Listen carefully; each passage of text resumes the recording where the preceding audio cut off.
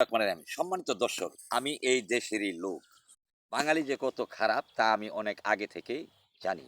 তো বন্ধুরা, আমি ভিডিওতে যে কথাগুলি বলি, সৃষ্টিকর্তা ও বিশ্বনবীর উদ্দেশ্যকে প্রতিষ্ঠিত করার কথা বলি।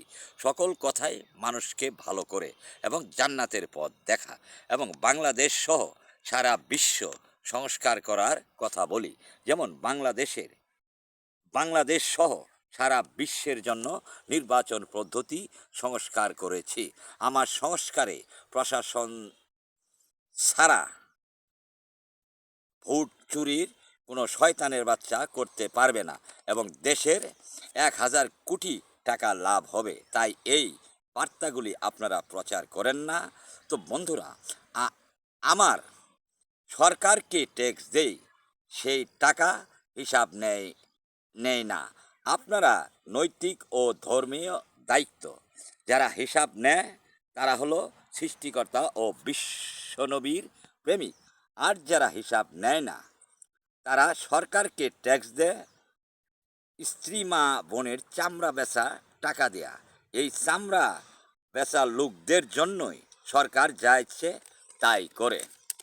যেমন বাংলাদেশের অবৈধ সরকার 600 কোটি টাকা কর মৌকুব করা সহ ব্যক্তিগত সফর, চাঁদাবাজিদের চিকিৎসা করা, প্রশাসন দেয়া ধ্বংসকারীদেরকে রক্ষা করে রাষ্ট্রের টাকা খরচ করা সহ অসংখ্য জায়গায় ফালতু খরচ করছে বাংলাদেশের টাকাকে। এদেশের হাজার হাজার কোটি টাকা ধ্বংস করে দেশকে ধ্বংস করে দিচ্ছে। তাই এই হিসাব যারা চায় না বা প্রতিবাদ করে না তারা হলো শয়তানের বাচ্চা। এই এই শয়তানের বাচ্চারাই তো যে নোবেল দেখে শয়তানি আচরণ করতেছি, এরকম 72,000 নোবেল আমার পায়ের নিচে থাকে। আমার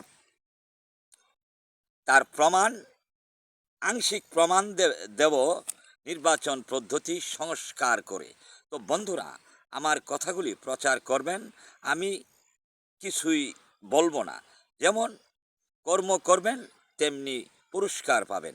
আমি হলাম সৃষ্টিকর্তা ও বিশ্বনবীর আত্মার নাতিন।